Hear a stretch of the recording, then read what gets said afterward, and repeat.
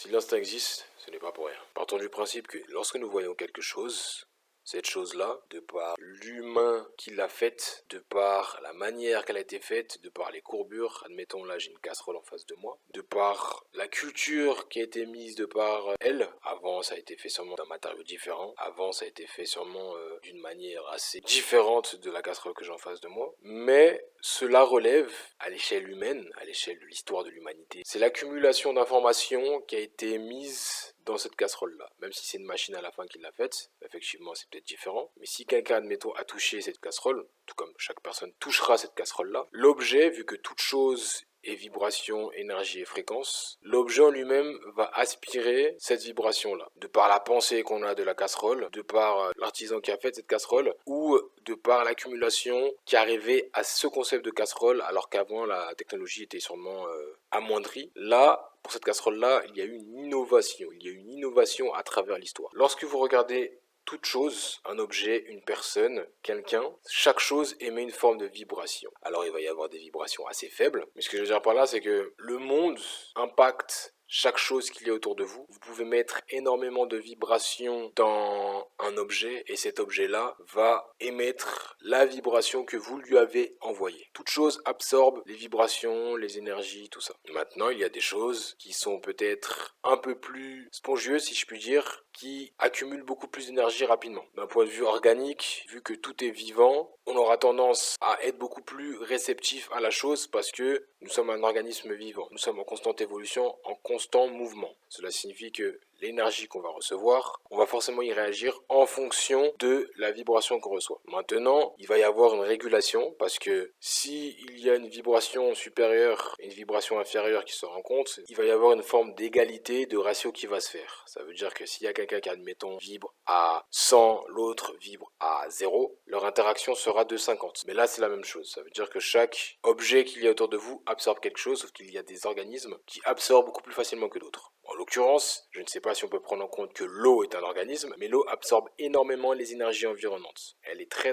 réceptive. Par contre, si on prend exemple justement de cette casserole-là, ça sera différent. Ça prendra sûrement plus de temps que l'eau qui prend très rapidement la chose. L'eau, elle pourra changer assez rapidement en très peu de temps, alors que la casserole, potentiellement, ça va prendre des années, des siècles ou autre. Et tout ça dépendra de la manière dont on va penser à cette chose-là, à la manière dont on va manier cette chose-là, et aussi à la fréquence, à la puissance, à l'énergie et à la distance. Parce que par exemple, l'eau qui est dans ce robinet là-bas ou dans un verre d'eau, vu la distance à laquelle je suis, par rapport à ces vibrations, à la fréquence que j'envoie, j'aurai moins de pouvoir sur elle en envoyant ma vibration dans sa direction plutôt que l'eau qui est à l'intérieur de moi-même, vu que c'est à l'intérieur de moi. Donc ça a beaucoup plus d'impact. Maintenant, ce que je veux dire par là, c'est que si toute chose émet une vibration et qu'on peut impacter une chose à distance ou autre en fonction de ce que l'on voit, en fonction de ce qu'on émet et en fonction aussi de ce que l'on reçoit, je pars du principe qu'il y a des étiquettes de la vie, des environnements ou autres. On voit quelqu'un, de par sa couleur de peau, de par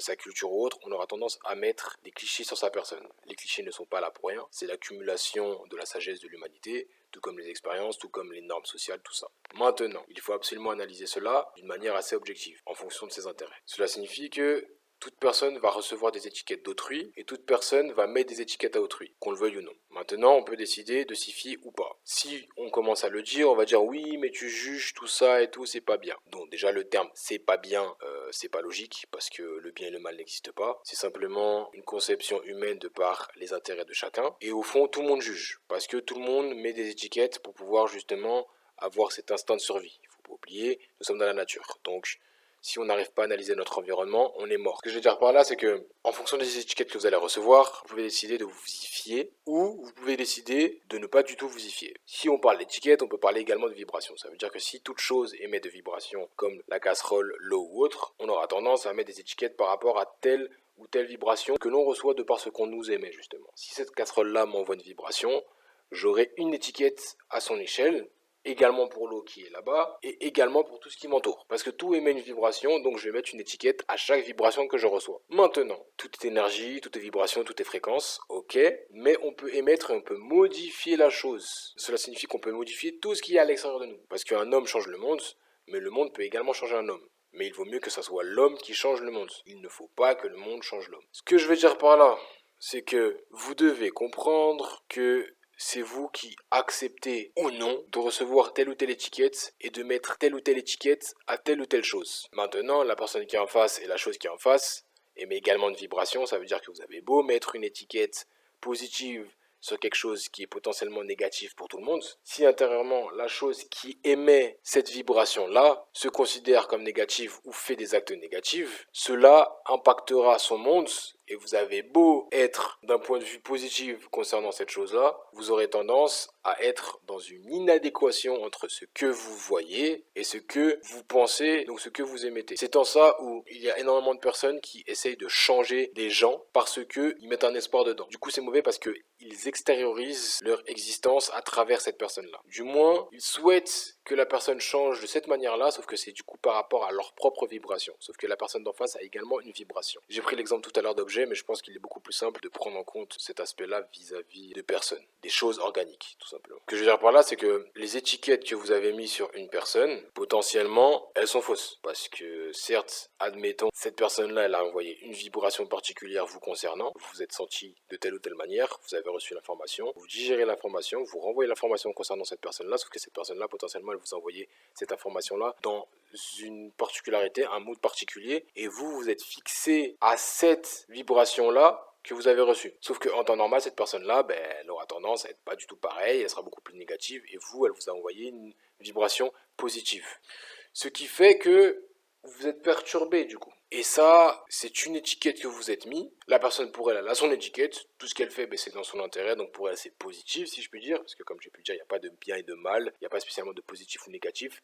C'est seulement dans le cas où la personne est en adéquation avec son intérêt. Parce que bien et mal n'existe pas. C'est simplement des interprétations en fonction des intérêts de chacun. Maintenant, vous devez être en capacité de mettre des, entre parenthèses, des étiquettes logiques par rapport à l'environnement qui vous entoure, par rapport à vos intérêts, donc vos objectifs, donc votre adéquation intérieure, et vous devez absolument faire le lien entre ce que vous voyez, ce que vous dites, ce que vous faites, ce que vous émettez vis-à-vis d'une personne, et n'oubliez pas que ce que vous envoyez à quelqu'un, la personne va potentiellement vous la renvoyer, en fonction de ce qu'elle aura reçu comme information, et aussi en fonction de c'est quoi son essence, de c'est quoi ce qu'elle émet, de ce qu'elle veut vous envoyer, de ce qu'elle a comme intérêt vis-à-vis du monde extérieur et vis-à-vis de vous-même. Ça veut dire que vous avez vos intérêts et tout, elle a également ses intérêts. S'il n'y a pas d'adéquation entre vos intérêts et les siens, cela peut y avoir une forme de perturbation. Et comme j'ai pu dire, 100 0 est égal 50. Et vous devez absolument faire en sorte d'avoir justement des personnes qui sont en adéquation avec votre fréquence et avec votre énergie,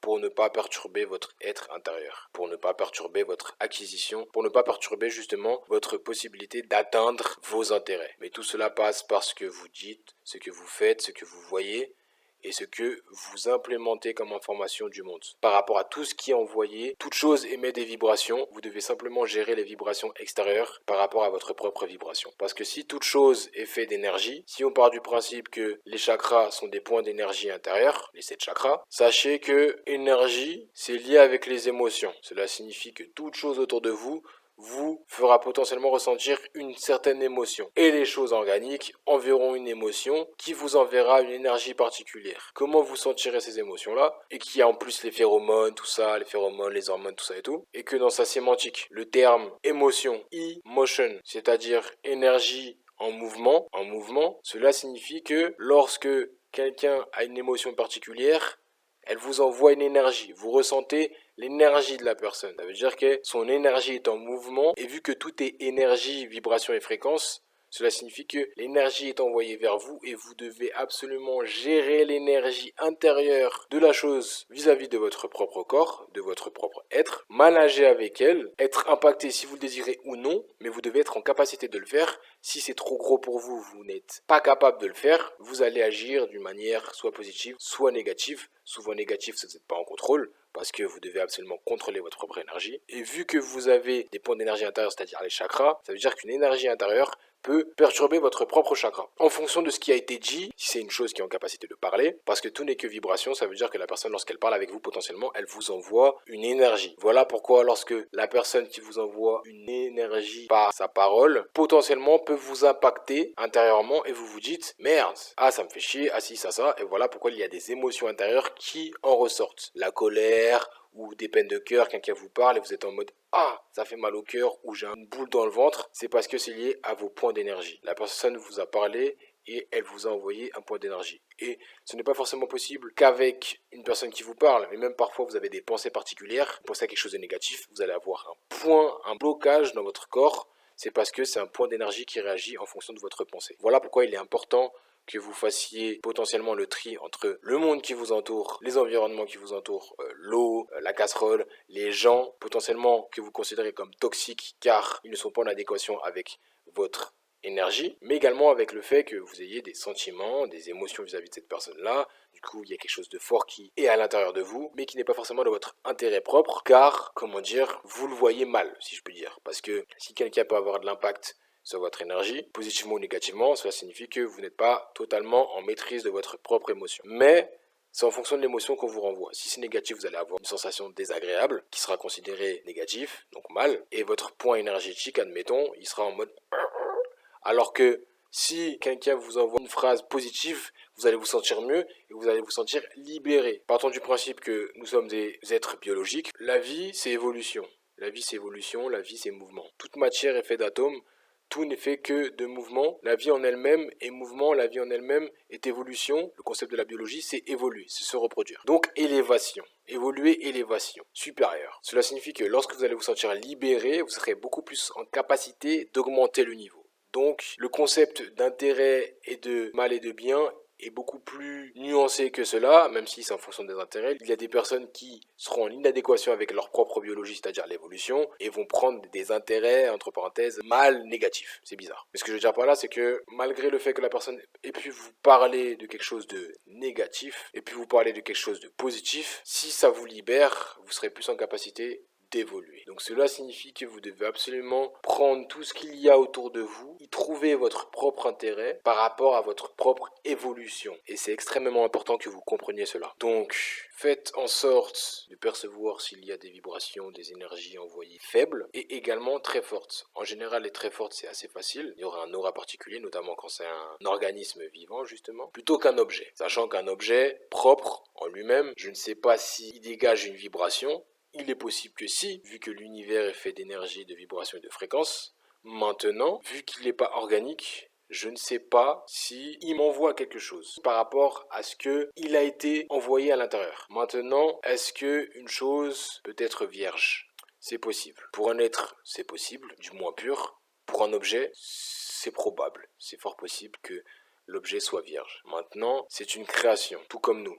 Sauf qu'une création potentiellement, on n'est pas totalement vierge. Sauf que c'est une création humaine. Est-ce qu'une création humaine peut se permettre d'être vierge? Vu qu'on provient de la création lorsqu'on vit au monde, on est pur. Faut que je me renseigne, je sais pas du tout s'il y a un lien entre pureté et vierge. Mais vu que tout ce qui est autour de nous a une nature entre parenthèses humaine, par exemple la casserole, elle a été faite par un humain, il a sûrement mis une énergie particulière dans cette casserole-là. Donc elle n'a pas d'énergie propre. C'est seulement l'essence de son créateur qui a été mis dedans. En l'occurrence, nous, vu que biologiquement parlant, en termes de reproduction, nous avons 7 chakras et que nous nous connectons de par le chakra du cœur, c'est-à-dire il y a un lien entre les chakras du haut et les chakras du bas vis-à-vis de l'homme et de la femme, et ils se rejoignent au chakra du cœur, voilà pourquoi on parle d'amour. Donc l'essence même normalement de notre création en tant qu'être humain, c'est l'amour. Est-ce qu'on peut partir du principe que vu que l'amour est le pouvoir le plus puissant de l'univers, et l'énergie la plus puissante, le pouvoir le plus puissant de l'univers, que toute chose qui est créée par amour? Si on part de ce principe, ça veut dire que toute chose qui est créée autour de nous a été faite par amour. Sauf que je ne sais pas si ça s'applique uniquement aux êtres humains, aux êtres vivants, aux organes, de par la création-procréation. Je ne sais pas si cela s'applique avec les objets. Du coup, est-ce qu'ils émettent une énergie particulière d'amour ou pas? Bref, faut que je me renseigne. C'est intéressant. Ce que je veux dire par là, c'est que vous devez absolument analyser tout ce qu'il y a autour de vous et gérer les vibrations, les énergies, les émotions qu'il y a autour de vous en fonction de vos intérêts, tout simplement.